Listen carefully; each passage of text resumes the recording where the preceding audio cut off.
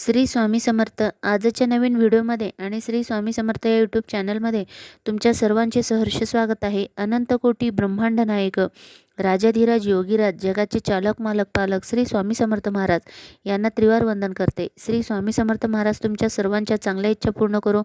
तुमच्या सर्वांच्या हातून नेहमी चांगले कर्म घडावे हीच महाराजांच्या चरणी प्रार्थना. आज आपण श्री नवनाथ कथा भक्तिसार अध्याय 33 घेणार आहोत.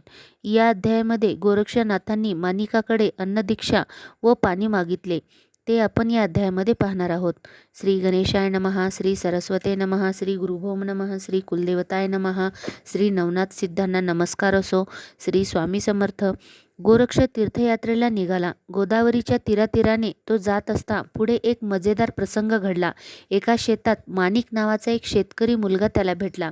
गोरक्ष म्हणाला, अरे बेटा, मी यात्री आहे, तीर्थयात्रा करीत हिंडत आहे. मला तहान भूक लागली आहे. तू माझ्या पोटाची काही सोय कर. हो हो महाराज, हे माझे जेवण आहे की, असे म्हणून त्याने गोरक्षाला आपली भाकरी वाढली, त्याला पाणी प्यायला दिले. गोरक्षाचा अंतरात्मा तृप्त झाला. गोरक्ष म्हणाला, अरे तू मला ऐनवेळी जेवायला दिलेस, मी प्रसन्न झालो आहे. तू मागशील ते मी देईन. वा वा, तुम्ही गावोगाव भिक्षा मागता, तुम्ही काय देणार मला? तो मुलगा म्हणाला. त्याचे बोलणे ऐकले व गोरक्षाला वाटले, या अडाण्याला काय मागायचे तेही कळत नाही. आपणच त्याला त्याचे कल्याण केले तर बरे होईल. तो त्या मुलाला म्हणाला, एक मनाची गुपित गोष्ट मी तुला सांगतो. ज्यावर तुझी इच्छा जाईल किंवा जे तुला करावसे वाटेल तेच तू करू नको. एवढेच माझे म्हणणे आहे, एवढेच माझे तुला सांगणे आहे, असे गोरक्षाने त्या मुलाला सांगितले. एवढेच ना? तुमचे जसे सांगणे आहे तसे मी करीन.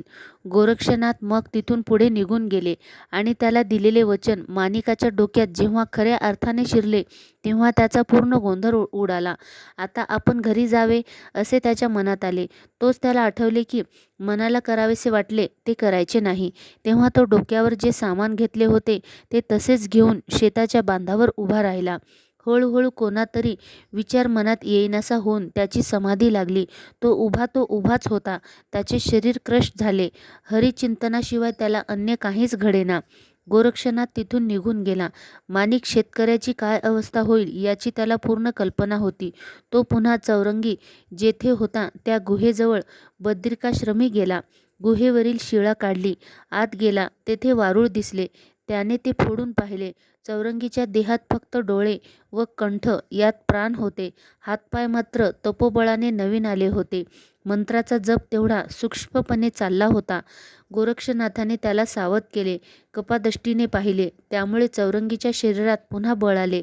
गोरक्षाने त्याला बद्रिकाश्रमात शिवालयात आणले. शंकरांना जागृत केले. चौरंगीला त्याचे दर्शन घडविले. तो 6 महिने तेथेच राहिला. चौरंगीला सर्व वस्त्रे, अस्त्रे, शस्त्रे आदी विद्या शिकवल्या.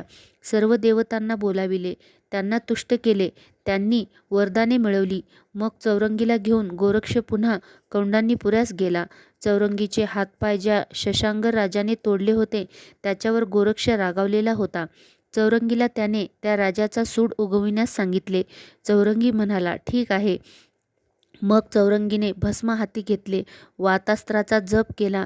राजाच्या बाग बगीच्यावर त्याची योजना केली. तिथे हजारो बागवान होते.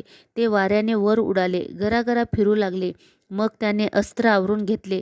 तेव्हा ते पटापट जमिनीवर पडले. कित्येक मेले, कित्येकांची हाडे मोडली, कित्येक झाडामध्ये अडकून पडले, कित्येक तर बेशुद्ध झाले, तर कित्येक निसटले व राजाकडे निघून गेले. त्यांनी राजाला सांगितले, पानवठ्याजवळ 2 योगी बसले आहेत. त्यांच्या मुद्रा संतप्त आहेत. राजाला वाटलं गोरक्ष व मच्छिंद्र आले असतील. त्याचा मजवर राग असेल. लवकर त्यांचा मानसन्मान करावा, नाहीतर ते योग बळाने आपल्या राज्याचे वाटोळेच करतील. दुरूनच राजाची स्वारी येताना पाहिली. गोरक्षाने वातास्त्र मंत्रून भस्म फेकले. राजाच्या सैनिकासह घोडे, हत्ती, शिबिका आकाशात उडून गरगर फिरल्या. सगळे ओरडू लागले. चौरंगीला व गोरक्षाला गंमत वाटत होती. सर्व लोक हवादलित झाले होते. चौरंगी त्यांना खाली उतरून घे. चौरंगीने पर्वतास्त्र सोडले. वातास्त्र अडकले. पर्वतावर सैन्य अडकून पडले. मग चौरंगीने हात वर करून आज्ञा केली, उतरा खाली. लगेच सर्वजण जमिनीवर उतरले. राजा थरथर कापत समोर आला. चौरंगी पुढे आला आणि म्हणाला, बाबा, मी तुमचा कृष्णागर, मला ओळखले का? असे म्हणून पाया पडला. राजा चकित झाला. आनंदाने त्याने त्याला मिठी मारली. गोरक्षनाथाला पण त्याने ओळखले. कृष्णागराला नवे हातपाय फुटलेले पाहून राजा म्हणाला, नाथा, तुम्ही याचा पुनर्जन्म केलात. आता राजवाड्यात चला. चौरंगी म्हणाला, माझी सावत्र आई जोपर्यंत तिथे आहे तोपर्यंत मी राजवाड्यात येणार नाही. तिनेच दुष्टपणा करून मला शिक्षा करविली. असे म्हणून त्या दोघांनी राजाला तिचा सगळा दुष्टत्वाचा प्रसंग सांगितला.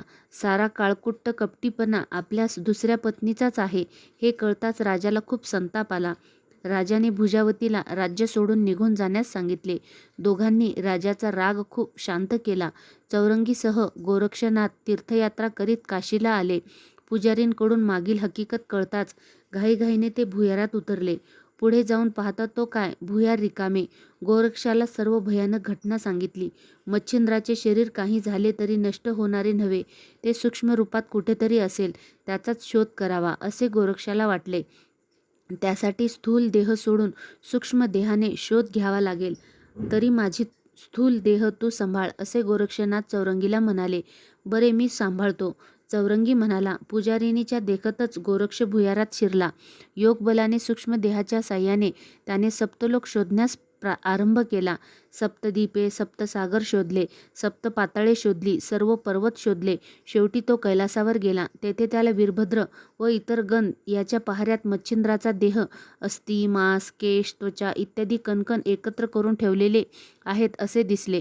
गोरक्ष म्हणाला, कोणत्याही रूपाने येईल, सावध राहा असे त्यावेळी वीरभद्र गणांना सांगत होता. गोरक्ष लगेच तिथून निघाला. परत आपल्या शरीरात शिरला आणि उठून बसला. चौरंगी, चल, कामे झाली, उठ आता, तेथे राहण्याचे काही कारण नाही. तो चौरंगीला म्हणाला. ते दोघे शिवालयातून बाहेर पडले. त्यांनी कैलासावर जाऊन मच्छिंद्राचे शरीर मिळवण्याचा प्रयत्न केला, पण ते फुकट गेले. अष्टभैरव, चामुंडा, वीरभद्र यांचे गोरक्ष आणि चौरंगी यांच्याशी खूप मोठे युद्ध झाले. अखेर विष्णूने मच्छिंद्राचा देह भूमीवर आणला व गोरक्षाला देऊन टाकला. अशा प्रकारे श्री नवनाथ कथा भक्तिसार अध्याय 33 समाप्त झाला आहे. श्री स्वामी समर्थ.